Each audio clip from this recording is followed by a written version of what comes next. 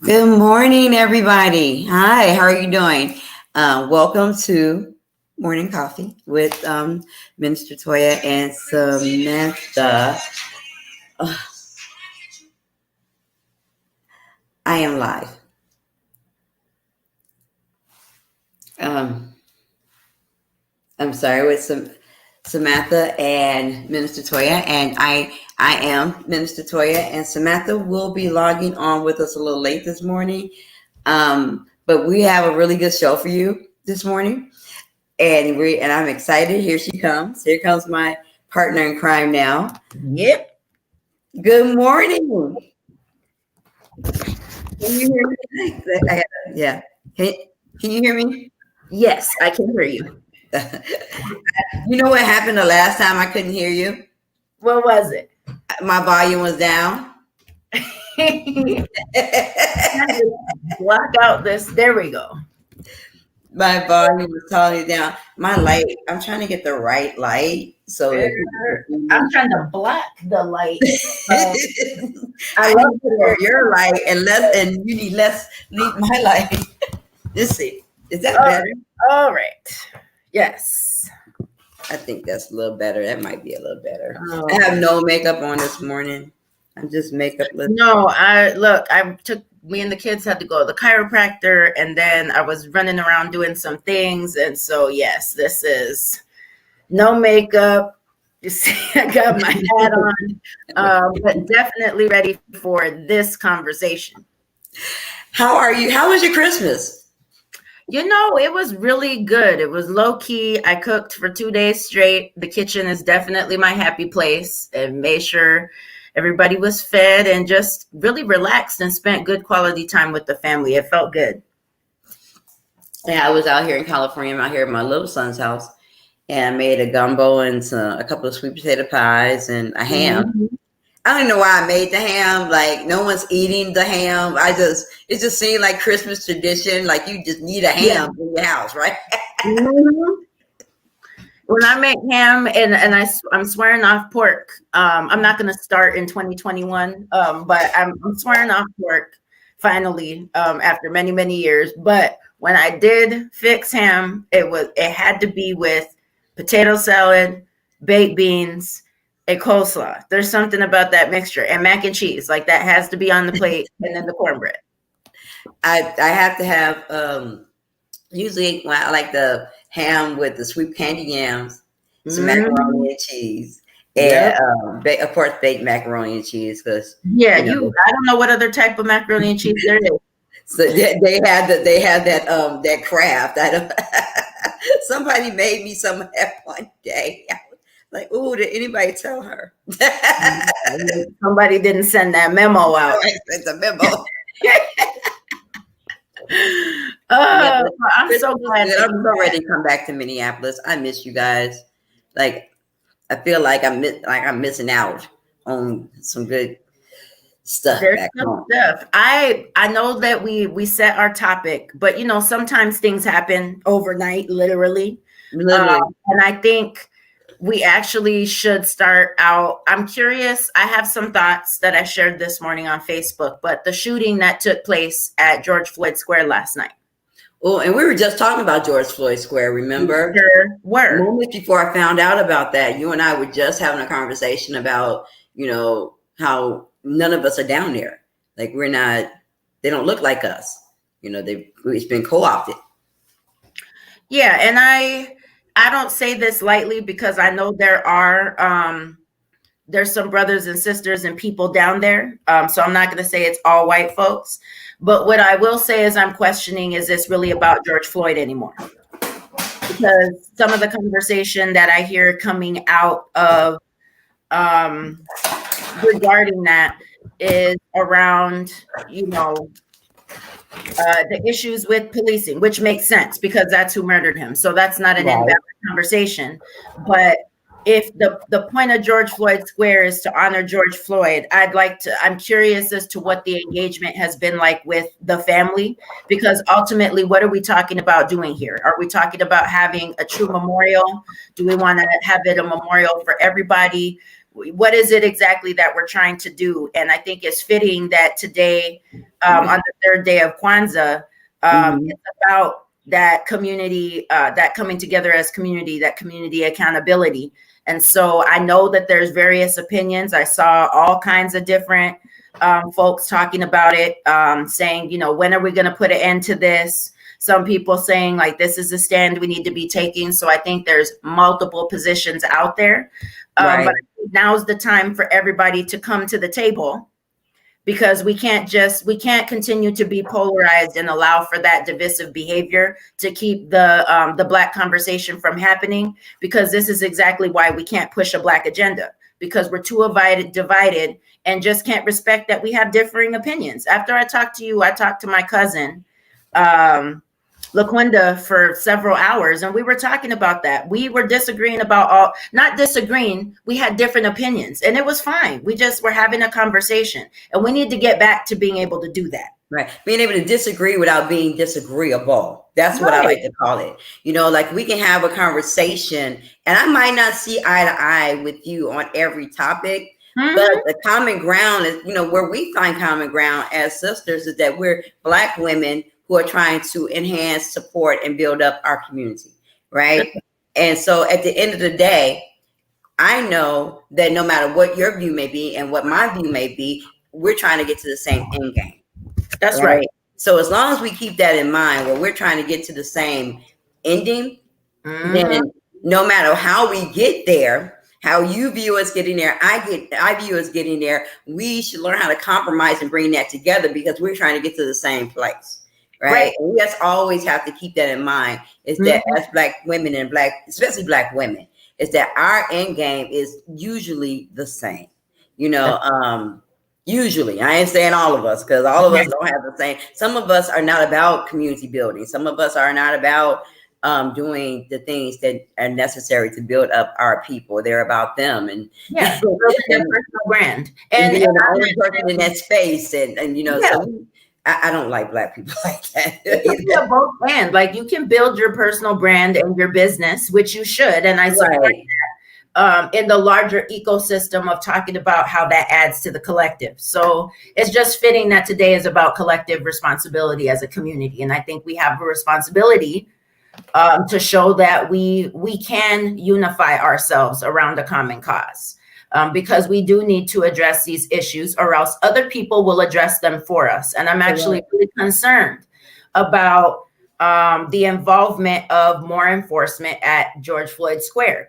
We had, people may not remember this, but Commissioner Angela Connolly was almost shot by Hennepin County sheriffs at George Floyd Square over the summer. Commissioner Londell French was almost injured at George Floyd Square. Even before George Floyd Square, Commissioner French had a run-in with police on the north side in the parking lot of Cub Foods. So there's a precedence for this, and as there's more activity, not just at George Floyd Square, but really anywhere where Black folks are gathered or are gathered around a Black cause, the risk of enforcement getting involved in ways that more people can get harmed is something that I'm quite concerned about if we're not able to come together and have a conversation.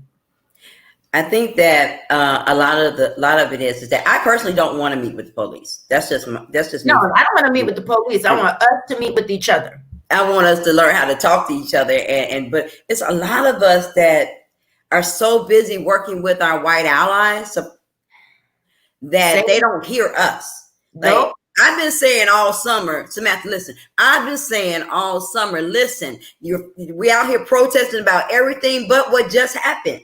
George, this man was murdered on Facebook. We want to talk about the people who didn't get on TV. We're going to have a march for the people who didn't get their names mentioned on television. What does that have to do with the fact that this Black man was murdered in front of our very eyes? And this is the moment that we need to be calling for reparations. This is the moment that we need to be calling for some things for Black people to be put in place. And you want to march about the march that had the march over there on the march. I don't understand. And it was led by white people. I'm gonna tell you, with some Black people who don't understand our Black agenda, right? Who have been so conditioned. I call it white supremacy conditioning syndrome. I It got a is. name for it. I'm telling you, we're gonna put that in the DSM-5. It's going in. I'm telling you, I got a whole name for it, right? White supremacy Also, conditioning yes, syndrome. it's And real. so we're out here. We had more protests this summer about nothing than we did all in the last since Jamar Clark died, right? And it was not a lot of the protests that happened this summer did not have anything to do with a Black agenda, bettering Black people, building Black lives, or any of that, right? It had a whole lot to do with people wanting to be seen, and people want to be out there, and people want to be on camera. And we're going to call a press conference. Why are you calling a press conference? Based on the fact that one of ours has just died, and collecting money, or fundraising for your nonprofit based on something that did not happen in your community. And we always got to think, Samantha, when the white people who protest with us, then when they leave, some of us are homeless, but they're going home to homes that they own. Right? Their struggle. Hey, Bill, how are you doing? Bill says, love to see your efforts at expanding non-white presence. Thank you, Bill. They're going home to homes that they own, right? That belong to them, and we're not. So we have to remember that the economic difference is already there. The socioeconomic difference is there. While they're out there trying to make it like they're like us, we're not the same. Socially, economically, mentally, and spiritually. And I'm okay with that, right? I just want you not to pretend with me. I want you to be honest about, like we were talking about Kamala, right? She rode in on the basis of Black lineage, right? It's okay. You don't have to ride Black lineage to be a part of this movement. I would have respected Kamala more. She'd have came in. I'm a Jamaican, half Jamaican and half Brahmin Indian. We are the highest caste in the Indian culture. I'd have respected her more. Instead of she want to wear Timbs and Chucks and dance to Mary J. Blige and all kinds of stuff, right? Like, woman with her Chucks and dancing to Mary J. Blige. I want to know what you're gonna do for my people, and how can you do that in your culture? How can you bring your culture to our culture and we meet? And that's the same I say for our white allies. You don't have to, I've been doing this for 100 years and I've been out here fighting for Black lives. Well, that means that nothing's changed in 100 years. I was talking to a young lady yesterday, my little friend Samaya. I love Samaya. Samaya is Isaac Aiden's sister. Yes. And Samaya said that somebody told her that they had been fighting for Black lives. A white ally told her that they had been fighting for Black lives for 25 years. And she said, Dag, that's why nothing's changed. I did, you know what I'm saying? And I had never looked at it like, when they tell us that, we like, yeah, but nothing has changed. You know what I'm saying? Well, also, why are you telling me that? There's a problem with people wanting to make sure that they tell you every little thing that they do. I gave this money. I did this. I did that. You saying I too much. And if you really have this work, you don't need to go around talking about it. Just do it. You're doing it because you want the praise. And you're doing it because you think that because you throw a couple of dollars and march a couple of steps, that somehow that absolves you from the privilege that you have to sit up here and say some ridiculous mess like that to another Black woman in the first place. And to validate your stance here in our space. This is why they want to validate their presence in our space. And we welcome white allies. I just want you to be an ally and not the main attraction. Be a collaborator. Yeah, yes. That's all we're saying. We allies stand behind and on the side of you. They're not in the front of you. In your movement. This is our movement. Why try to co-opt our movement? And I don't care how many Black people you let into your white-led organization. I don't care how many people speak, you guys speaking out front of your white-led organization, because having been a part of one of those white-led organizations, I know where the ideas come from. Yes. And they're not always coming from us. You know what I'm saying? Well, and also, even at the marches, I've been pushed and shoved, people trying to get to the front of the march. White folks. stand in the back, because we're talking about us. We're the ones that are leading this, and you should be showing up from a space of support. That doesn't mean that you necessarily don't get to speak on the mic, but it doesn't make any sense to prioritize a white ally to get on the mic over somebody who is from our culture, who's trying to say something about what they have to live through, and then you want to push and shove to get to the front. And I question the authenticity of folks that do stuff like that, that don't have the elevation of consciousness to understand that even something as small as that shows that there's other intentions and other agendas. As far as I'm concerned, you have to be intentional. Well, we don't have enough of us speaking out, because I think that we've become so used to how the movement looks right now. Mm-hmm. How we look in the fight for Black lives, and who are the participants, who show up every time somebody passes away. We have our roles, right? We might not see each other for like months on end, right? But let something happen to somebody. These are the people who are going to show up. These are the we automatically fall into our roles. Everybody has a role. I'm afraid. Nakima's going to talk to the family. Monique's going to talk to the family. We got our roles, right? So we all come together in those roles. And so those white led organizations, those people who are our white allies, and I do that in quotation marks. Hey, John. Hey, Bill. Our white allies, they are saying, okay, they show up so much. And at first, when we first started doing this, they'll say, well, I'm gonna be in the back, right? But Black people have pushed them to the front.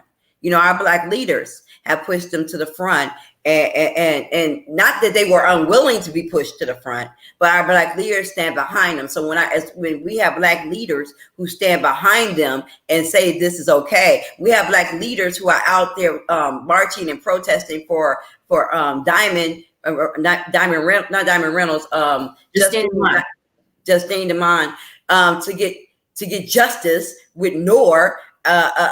Just because he's a police officer, right? We're gonna fight against this Black man, have him locked up, so that Justine Demond could get $20 million, her and her family, and not put nothing back into our community.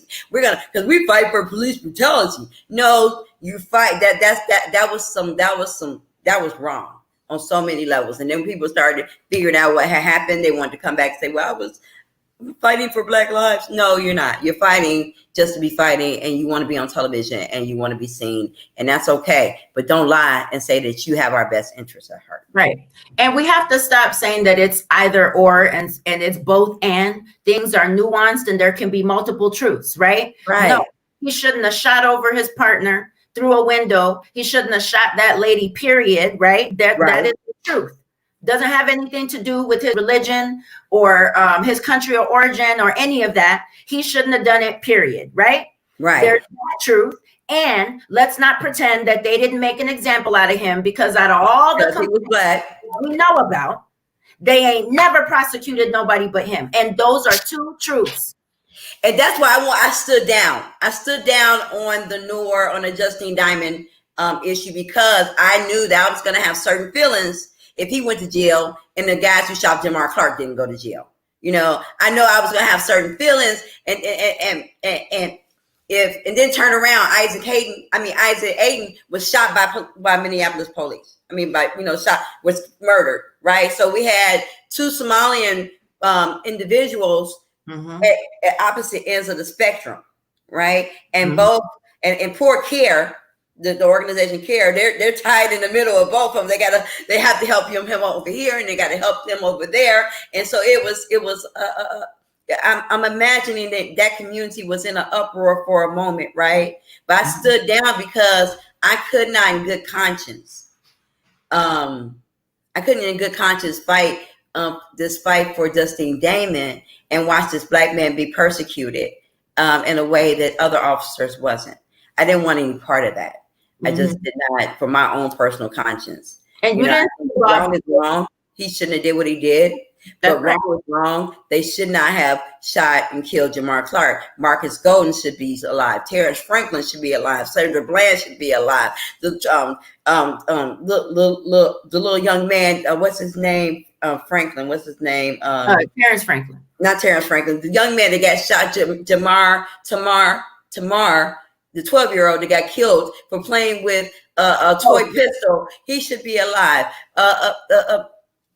Michael Gardner should be alive. There's so many people that should be, and those people should have had justice. Justine Diamond shouldn't have been the only one that got justice. And even the Asian brother, Fong Lee. Huh?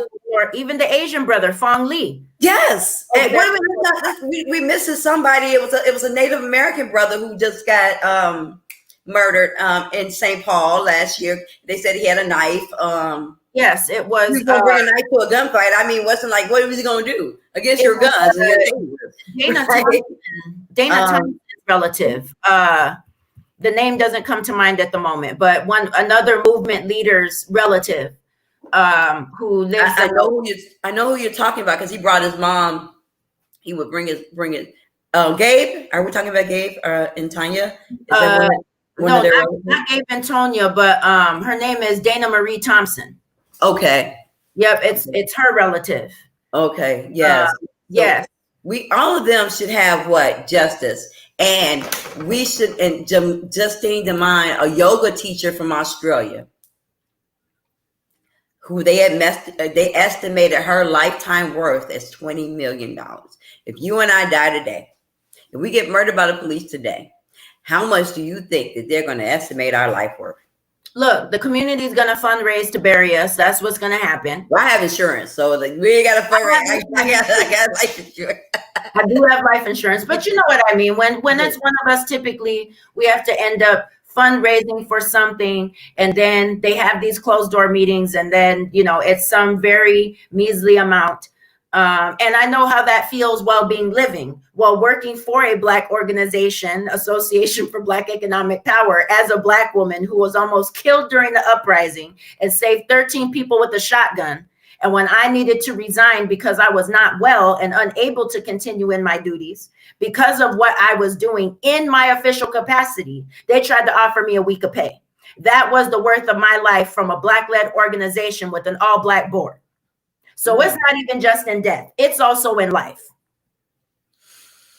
I say it all the time. Black women are the most marginalized people on the face of this earth. We are the most we're demonized, marginalized, and beginning to be the most institutionalized people on the face of this earth. It's because they feel that we can handle more than other people can. Let's see what the pro police folk have co-opted the phrase both and think that it means both police and police reform. But Black women have been using this phrase to talk about and the need for both police and the need for community and crisis specific and social services. You are absolutely correct, Lane. You are all the way on the money. On the money. All of it. What do you think about that, Samantha, what Lane just said? Lane is exactly on the money, and I'm glad that he talked about co-opted, because there's a lot of things that end up co-opted. They show up at these events. They listen to the language that we use. They listen to the agenda that we're talking about. And a couple of months later, they start in a business and using that same language. They start in some nonprofit or other organization using that language. And the reason that those organizations do not flourish is because you can steal the language, but you cannot steal the passion and the drive and the spirit of what we mean when we say we're going to do these things. You can try to duplicate it all you want to, but you're never going to be able to carry it out, because you don't even understand what those words mean and those concepts mean, and the history behind the philosophies, like radical hospitality, for example. A white woman recently had that in her bio, talking about that her goal was to drive this concept of radical hospitality, which is a Black philosophy. So I messaged her and told her, "You're stealing our work." Her response back was, "I'm not stealing anything. I'm not." Yes, you are. It's not debatable. What do you know about radical hospitality? I love you. Tell me, rattle it off now. Because when she texted me that back, I called her. What's good? Why are you saying that you didn't steal this language when I can prove that you did? and it's on your website. So let's talk about it. And if you don't want to talk about it and make it right, well, fine. Then we can make it public and see what the court of public opinion says about it. Right. It's we like shut your business down, because that's where we're at. We have to pull this out by the root. We have to stop making excuses. We have to stop being willing. We are more willing to work with white allies that cause chaos and harm to bring them back into the fold than we are willing to work with our own. That's right. Disagreement. And this is right. We can't have conversations and actually move forward with an agenda that serves all of us as Black people and demand our reparations, because we are owed, we are not begging. That because we were victims of, as my partner in crime here always says, genocide. So, but the type of genocide that was committed towards Black people, American descendants of chattel slavery, was beyond reproach. I mean, like, it's so beyond reproach. White people don't even like to talk about slavery. They're like, oh my God, it happened back then. You know why they don't like to talk about it? Because they understand that it was Black. Yeah, right. Like, oh my God. It's gotta be Black because it's Black. It is what it is. Just because we don't talk about white doesn't mean it's not. We don't talk about white business, but the $1.2 trillion a year that we spend on goods and services we don't own or spend on white business. Target is a white business. Cub is a white business. Walmart is a white business. But we don't. Amazon. We don't. That's a whole nother story, right? That's a show. Amazon, all in itself. And how it takes advantage of the Black community. Black business, they're the ones actually making it about Black all the time, because y'all don't call what's white, but you quick to call something that's Black, even down to the damn black ice. Okay. I want to take a minute and just welcome all of our viewers and let's say thank you for being up with us this morning. John, Lane, who else is here this morning? Yeah, Bill. I love Bill. Bill's been with me my whole, he was like a support, like he's telling me like nice things and encouraging me all through my campaign. So I thank you for that. Love you. John said the whole damn system. Love John. John stood with me when I said we need a new CC and we need people to step up. John stood with me. And when the mess got pulled, he left with me and took a stand with me. So I love and appreciate John, and Lane already knows I love him to death. Him and Councilmember Cunningham. Minister Toya, are you frozen or are we both frozen? I think that I'm not frozen. I'm just going down. I'm sorry. I heard my phone went off. I'm sorry. I think my mentor was giving me a critique. So that's good to know that they're watching. I thank you. So he told me to stop. My mentor told me to stop cutting you off. I didn't think every word, but all right. But you know what? I think this is a perfect time to transition to talking about let's transition over to the co-opting of the funding. Oh. Let's talk about the housing funding that you were talking about the other day, and some of the fundraising that's being done on behalf of Black lives, like George Floyd. There was a lot of money that was fundraised on behalf of George Floyd, and I'm just wondering how much of that money did his family get to see, and how much of that money actually hit the community. Working with a community involved, I know I've been doing a lot of work with Black Lives Matter Minnesota. And I know a lot of that work comes, the leader pays for out of his own pocket. Like a lot of things that we do, I know he has been paying for out of his pocket, as there's been no community, the Tran Cruz is the first person people will call, but they're the last person that, like BLM is the last person that, they'll hit the cash app, or something like that. And a lot of that stuff that you see us out there doing and the fighting that we're done, a lot of it comes out of pocket. And so, whereas we have white organizations who are not doing as much, but they are cashing out on Black lives, like at a rate like never before. And no one is saying anything about it. Like it's okay. Lane, I will get to that. I'm actually going to tie in what you asked me to address in what I'm going to say next. What we have is a splintering of the direction of where the money goes as far as this fundraising is concerned. So there is a white woman, I'm going to name her because she has caused harm. Her name is Lauren Josephine, and she is a young white woman who wears her cape religiously as she goes around and white medals. And instead of just sharing and lifting up the voice of Black people that are trying to raise money, like Sister Felicia Perry with WBC trying to rebuild Broadway, who had to fight and scrap for these funds when other organizations received millions and millions and millions and didn't want to give any of it up. Right. Organizations like Vivid Black Paint that I serve on the board of as treasurer that are going to be building housing for Black artists specifically that have live-in support, life support of how to build your artistry and be able to survive on it with artist studios and everything else within the house. Organizations like Zakah, which is a Muslim-run organization that has been paying for most of the rapid reentry housing work, with transitioning from taking people from encampments into the hotel, providing wraparound services and support, and then getting them into either temporary, supportive, or permanent housing, depending on what they say they need. Not what we tell them they need, but what they tell us they need. What this individual does is she directs funds to her personal PayPal, Venmo, and Cash App, and then she decides where she's going to send it and how much and all this and all that. There's something intrinsically wrong with that. The way that she talks about us. I helped look at her Twitter. I helped a single Black woman today do this, that, and the other. And she said, I'm allowed to share this picture.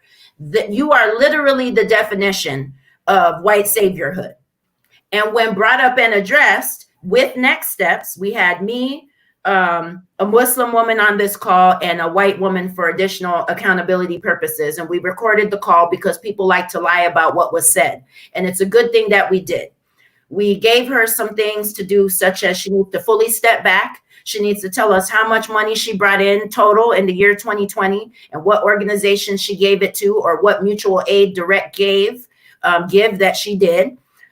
She needs to step back from this work and reflect on the harm. She needs to figure out how she's going to make it right. We gave her a list and also asked her if she would be willing to participate in an accountability panel where she could answer to community for what she's done. What she ended up doing the next day was to call anybody that would listen and victimize herself, and then say, Sam said all white people who fundraise need to be held accountable. And she's going to put together a training and educational piece that we all have to attend if we want to keep doing this work. That's not what I said at all. I addressed her and her only. She then got a Native American man involved. Let me change that. Nobody should be using the phrase Native American. An indigenous person, a Native person, and a Black man, and said that I had involved them and were critiquing their fundraiser, which I never mentioned anybody else's name but her. That's why she was the only one on the call. This is the type of harm that they do to try to minimize our voice, silence our voice, weaponize their whiteness, and attack Black women. And I'm tired of it. And I'm not going to remain silent on it. I'm going to keep going. And this is why. It's actually part of the reason of why I'm running for this particular seat. If we live in a red state, right? We know this. Right. It turns blue sometimes, and I'm not saying that's a good thing. I'm just speaking the facts. It turns blue sometimes because of Duluth and the Twin Cities. If we did not have this position of the BET seat, the Board of Estimate and Taxation, the state would decide what our levy is, and that's an actual pretty dangerous proposition. There are 2 seats for this particular board. They oversee 10 to 12 meetings a year, specifically about the levy and the budget, at a cost of $37 a meeting. So I believe that generally speaking, this seat has left any marginalized community out, because who can really afford to run for a citywide seat? So it's just like running for mayor, for a position that's only going to pay you $37 a meeting. That's difficult for most people. The only reason I'm able to do it is because I'm running my own business now, so I set my own time. If it wasn't for that, I'd never be able to do it, and most people aren't, and that's why we've never had anybody but white people in these 2 positions. Setting the levy is important because that's what sets our budget. That's basically giving the city council their budget by setting that levy. Back in 2014, they called it the latte levy. What they did was they reduced everybody's property taxes, which resulted in a savings of $3 per person. But when you add up that $3 from the total tax pool of people that own property, you see that there's a big piece of money that's missing. Even currently in 2021, we will have a $91 million less than we had in 2020 because they're low taxes again, which is resulting only in an $81 savings. That $81 that's not relieving me as a new homeowner. And the last thing that I'll say about this position is that I find it interesting that we're talking about race equity, right? So they're saying by lowering the taxes, it's giving us a break. How is that when we have the largest homeownership gap of anybody else in this state? Who are you really giving the break to? You're giving the break to white homeowners that don't need a break already, right? And then you're decreasing the amount of budget available to address these safety issues, to address all of the things that the Black community is talking about that it wants. So we're not getting played anymore.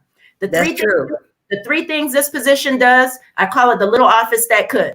One, to write Appendix A of the budget. Think about what I would say on Appendix A of that budget. I could say whatever I want. That's right. I mean, we will draft this together. The second thing you get to do is to set the levy for a variety of accounts.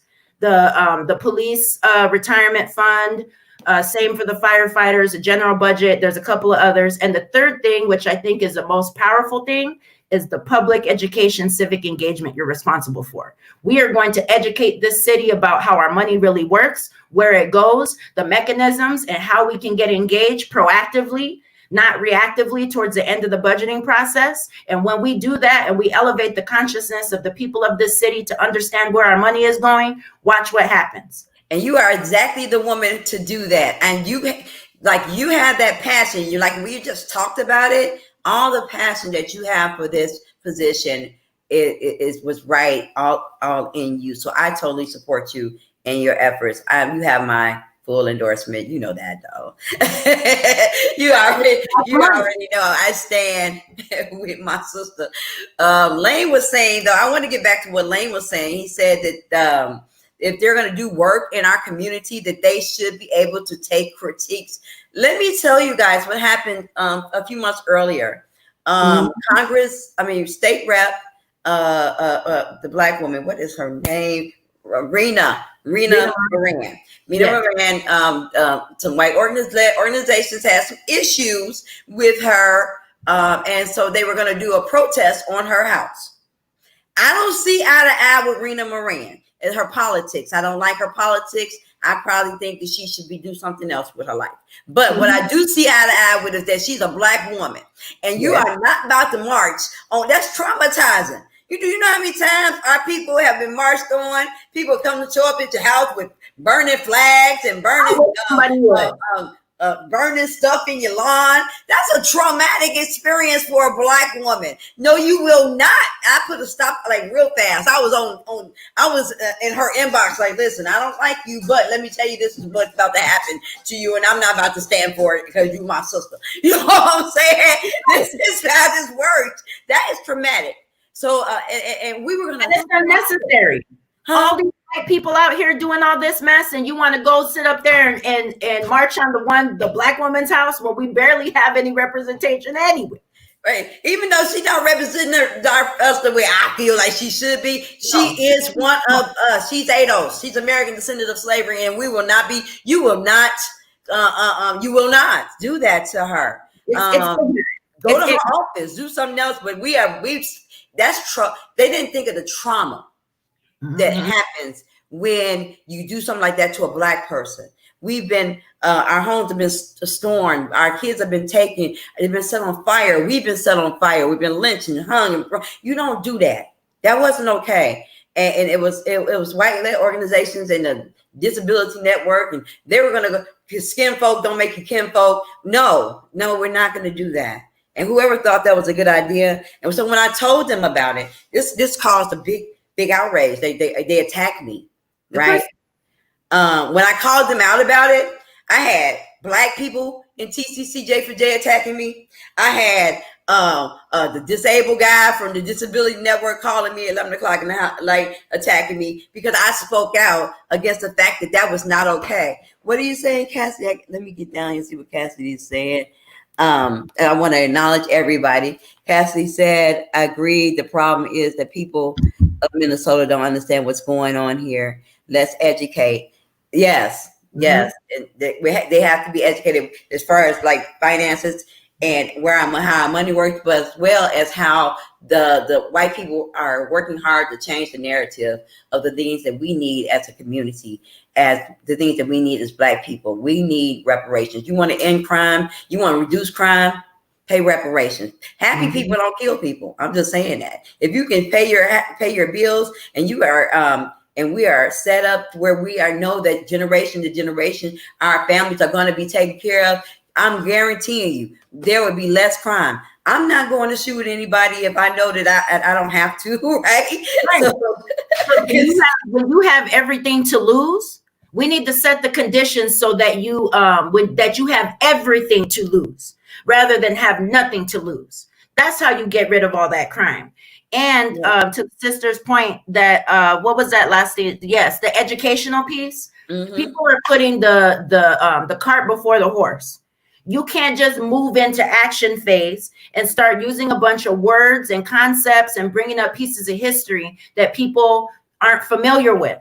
You have to do the educational piece. You have to, before you move to organizing and activism. People want to leave out the engagement piece, the educational piece. Then we can sort out what's what. When you talk to people, most of the time, actually, you actually do agree. People are using different words because we have cultural differences in the way we talk about things. So when you're able to break it down, right, to a simpler form, just like you would break down a fraction, right? When you break the fraction down to its simplest form, you will find that we have a common denominator together. That's right. But you have to be willing to engage and have the conversation and educate. I have been talking to some people in the Somalian community in the last few days. Like I got to talk, to some younger people and just to realize that they think the same way we think. Like we're thinking about the co-opting that's being done in our community. And they're thinking about the co-opting that's being done by the same people in the community. Because when we talk about police brutality, let's talk about police brutality for a second. We're talking about all Black people suffering under police brutality, all indigenous people and people and minorities. I say ADOS and other minorities, other Blacks and other minorities that suffer at the hands of police brutality. And we should be the ones who are telling our story, right? But we are not often the ones who are telling our story. There are others who are telling our story for us. The next time one of us get killed, I'm just saying, hopefully it won't happen. But if in an event that one of us die at the hands of police, I want you to see who it is who's out there telling our story. It's not us. We come a little later. Yeah, we're an afterthought every time. And it has to stop. And the attack on Black women, Black people, Black men who are speaking up about this and trying to educate people and have the conversation are attacked. Their businesses are attacked. Their credibility is attacked. They are harassed, and it has to stop. It has to stop. The line needs to be drawn in the sand. I know nobody's going to stop me from talking. Just like I know nobody's going to stop you from talking, despite whether our opinion might be popular or not. I'm still entitled to my opinion. It's shaped by my personal experience, my professional experience, what I see, what I feel. And it's just shaped by my general knowledge of what I know because I'm an educated person. And that's outside of the institution that we call college and getting a degree. Talk about that. All of that. About that, because we got the problem with these white folks. They don't have no street smarts. So that's how they end up wrapped up in all this mess, causing all this chaos and drama, and then coming to us and asking us to fix it because you don't know what you're talking about. You don't know what you're doing, and you need to know your role and play it. We all have a role to play. Stay in your lane. Stay in your lane. Nobody about nothing because we all have deprogramming to do because white supremacy affected us all. And that's why That's why there's all this chaos and confusion, because people aren't willing to take a step back, breathe, and reflect and start that process of deprogramming. Because it is uncomfortable when you start to realize the ways in which you are supporting your own oppression. You know, I tell Christians all the time, the Bible says that you have to have a renewing of the mind, right? And the book, you know, the book that I read. So I don't push my religion off on anybody, but for me, every day I have to wake up, and it has to be a renewing of the mind, because every day I take in information. So while I'm taking in this information in, I have to sort through, now what should I keep? What are we retaining? What's healthy for me? What's not? And we're evaluating, and so that we can move the junk that this country, this world, that they try to influence upon us. I was talking to someone the other night. I think I was talking to let's call them my mentor. I was talking to my mentor, and they were explaining to me how once you hear things over and over and over again, I was half asleep, mind you, but I was listening. Like, you hear things over and over and over again, then that becomes a part of your conditioning. It becomes a part of who, you know, your verbiage and the way you think. And so if people are telling us that Black people are bad all the time, or that we're stupid, or that dark is not as pretty as light, or we're being conditioned in such ways to believe that we can never do the things that our white counterparts can do, or when we taught them civilization, let's put that out there. And a lot of people don't know that, but join us in February for Black History Month as we educate on Black history.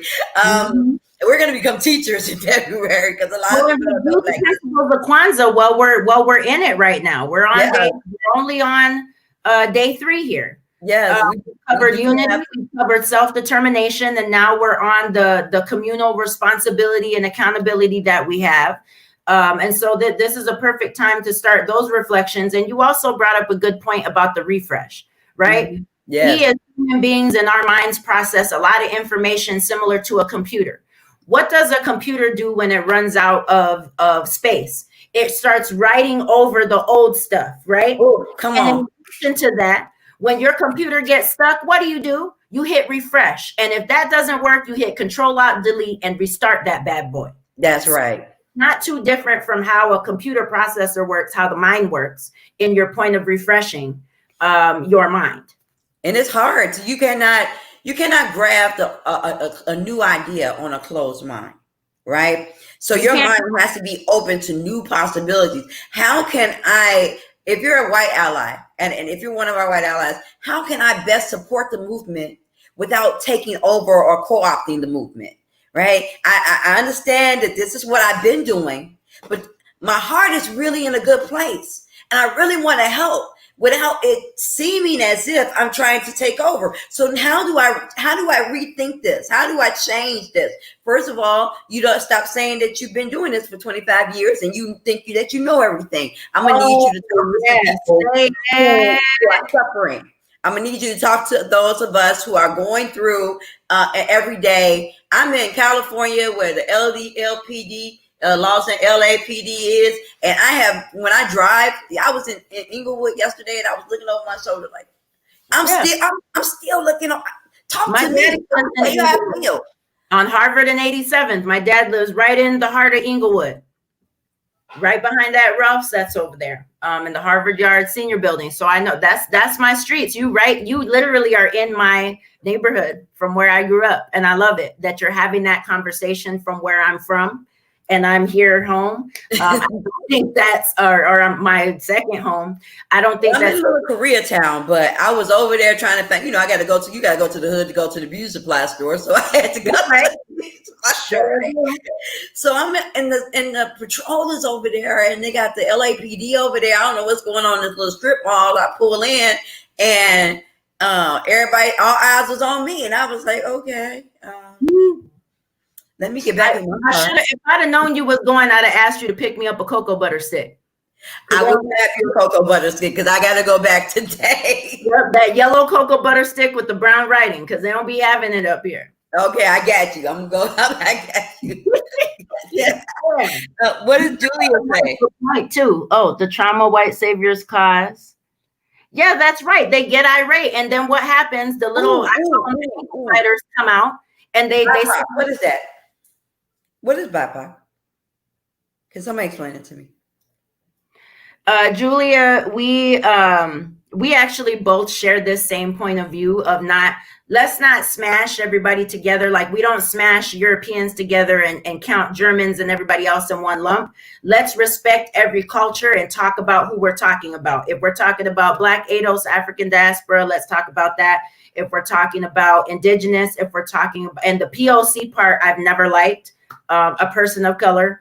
I've never liked, if we're talking about Hmong, let's talk about who we're talking about and be specific. Yeah. We know what it stands for. We just don't like to be lumped in all as one, as if we're a monolith. And that's another point that I wanted to make. A lot of these white allies that are acting as saviors, the ones that Julia are talking about, it's that same conversation when you call out somebody who's being racist, and I had a Black person for dinner once. Stop telling me the one Black person that you talked to that told you what you were doing is okay. I don't care if one of them told you. I'm another one, and I'm telling you that I don't appreciate what you are doing. Right. And so, Julia, for us, Black BIPOC is a bad word. It's a bad word for me. I am a American descendant of chattel slavery. I am ADOS. I am my lineage goes back to American slavery. And so for people to just lump me in as a Black woman, it leaves out the lineage part, and it takes away from our call for reparations. The status quo came up with that term so that it could deflect or change the narrative when we are talking about our call for reparations. So it just lumped all Black people together, but not all Black people are of direct lineage of American slavery. A lot of Black people have a call to reparations from where they were from, but we were here from America. So we make that distinction: American descendants of chattel slavery, or American descendants of slavery, or foundational Black Americans, however we choose to put it. But we are not BIPOC. BIPOC is a curse word to me. It's like calling an indigenous person an Indian. Don't do that. Please don't call us BIPOC, because we're not BIPOC. And we love you, though. Just take that little time to educate on. That was a term that status quo came up with that term to deflect from who we are. They don't get to name us anymore.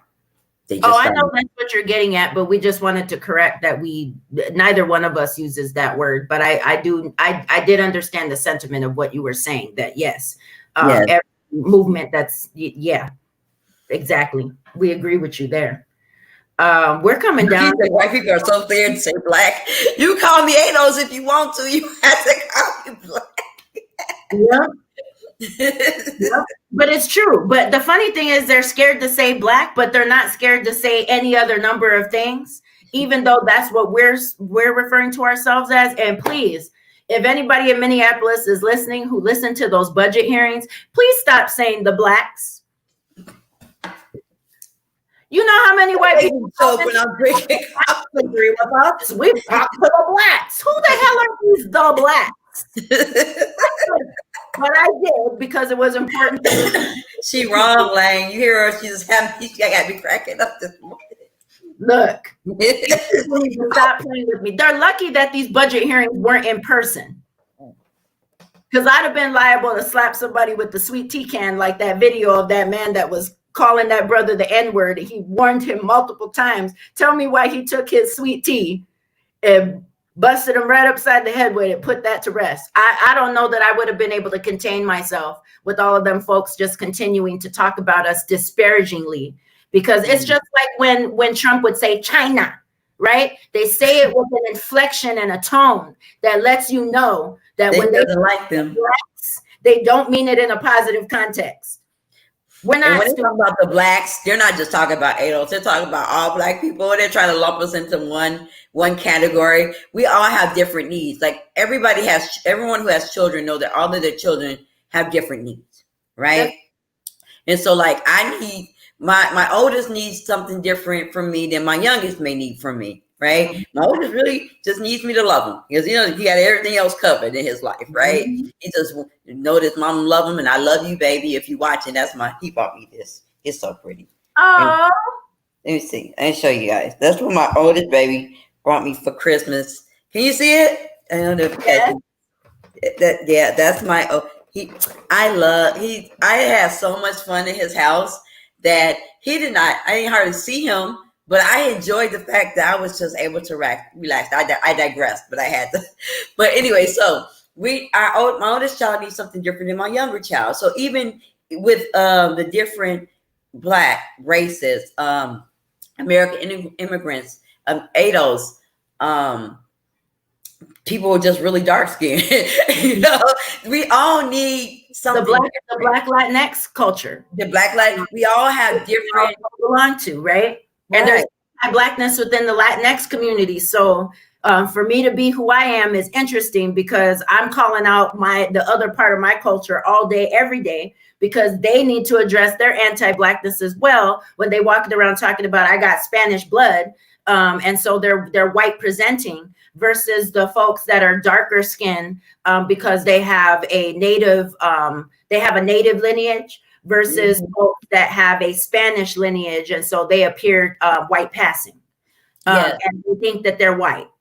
Yes, it's well, a lot of black people growing up in those times did a lot of white passing because it was easier. It was an easier life for them. You got to really admit, like, not having to be persecuted on a daily basis must feel good. Not having to be judged for the color of your skin must feel good. I would like to know that one day. I want to know how that feels. Yeah, I want to experience peace. What I think is peace, what you think is peace, is not really peace. I don't know what peace feels like. I'd love to, but I don't. I would love to know what that feels like, what that peace feels like. Also, you have to wait for death to feel peace. We should have it right here. God said that He has given us joy and gives it to me abundantly. Like my God came to give me life and give it to me abundantly. I refuse to wait till I die to enjoy the life that He has given me. Right. So I am going to stand on those promises that He gave me. And when I talk about my God, I talk about my God for me. Because wherever I am, in whatever space that I am, if my God is not allowed, then I won't be there. And that was even with my running for office. So when I talk about my God, it's just for me. It's not that I want other people to go join church or anything. It's just my way of spiritual maintenance and keeping, my life the way I need it to go as a minister, as a Black woman, as a parent, in those things. But yeah, so today we have had a wonderful, wonderful conversation. I think we're at like we've been at our hour. We started 5 minutes ago, Samantha. We're not quite at an hour, but yes, we are. Yeah, we're not quite at an hour, but we need to do a show. We need to do a regular show. We need to talk about it. And let's get some feedback. Sometimes a week too much? Would you prefer once a week? What are people feeling about the frequency? What about the time? Does the time work? I mean, we say it's coffee, but it could be tea, it could be water, whatever. Whatever your liquid of choice might be. But give us some feedback on what works for you. Yes, let us know. Let us know what you would like to see and how much of us you would like to see. Right now, we're doing 3 days a week. We do Monday, Wednesdays, and Fridays, and we get really excited about these shows. Like when we talk about what we're going to talk about, we get excited about the topics. Let us know. Hit us up. Either one of us hit our inbox and let us know some of the topics that you are curious about. Something that you want us to look up. Something that you have not. You've always wanted to know about, too afraid to ask us. We'll share it with you. And we don't have to let people know where it came from necessarily, unless you want us to. But please hit us up. Let us know what you're thinking, how you feel, and how much you want to see and how much you don't. Well, don't say you don't want to see it, but how much you want to see it, and what are some of the topics that interest you, because we are providing Black news on a regular. We're letting you know what's going on in the Black community and how we feel as Black women.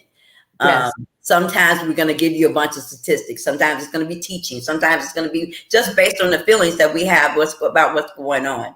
And there's no certain straight up format for our show. We are having a girl chat, really. Yeah. Now, Friday, you won't see me because Louis Tran of Liberation Lens Media will be coming to do an interview here in the space that I'm in with me about why I'm running for this seat. And then a separate topic about the housing work and some of these issues like we were talking about with the pain pimping and the white people in the fundraising and the actual work and what's happening with it in the direction that we're going strategically for our unhoused community. So I'm excited about that. So Friday, I won't be with us here on our show. Day. So, but I will be back with you on Wednesday. On Monday? Oh, this coming Wednesday? Yeah, we're doing it Wednesday.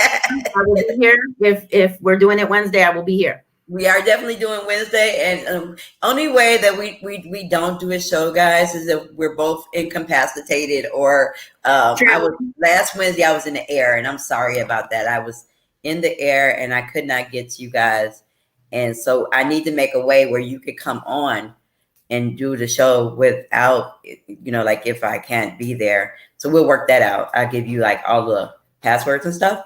So you can get on and do the show when I'm not here. But so enough of our personal life. we have been so enjoyed in talking about this. And remember what we're talking about is real important. How important it is for Black led in this movement, in this moment that we are Black led and not being co-opted. Or our movement the narrative being changed. Is very important that we are fighting for Black lives. We're fighting against police brutality. We're fighting for reparations. Reparations is important. Statistically shows that, if we don't receive reparations by the year 2050, we will be extinct. That's what statistics show.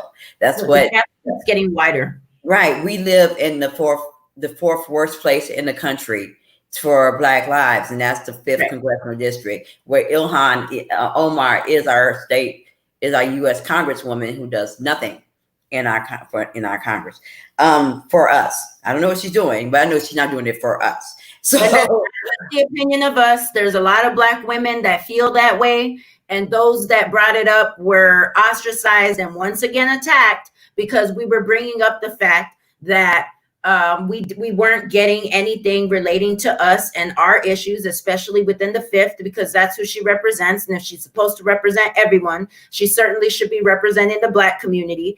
And when Titi Bidiaco from We Win Institute, her sister was on that call where they were speaking negatively about the Black community, and she brought it up, they tried to attack her and say that she was a liar. And this woman is a stand-up, credible, incredible leader within our community, and they tried to tear that woman to shreds because she told the truth. They did not attack me, but they sent people to attack me during my campaign. And I tell you, they were attacking me from all over the country. It wasn't even just here in Minnesota. People were coming on my feed from Georgia and California and telling me that I was a bot and I was anti-America because I was running against Ilhan Omar because our community, our district is not receiving the necessary tools we need to be able to live successfully in this economy, in this COVID, in this pandemic. And it's because no one's putting Minnesota and Minnesotans first. And we have to remember that.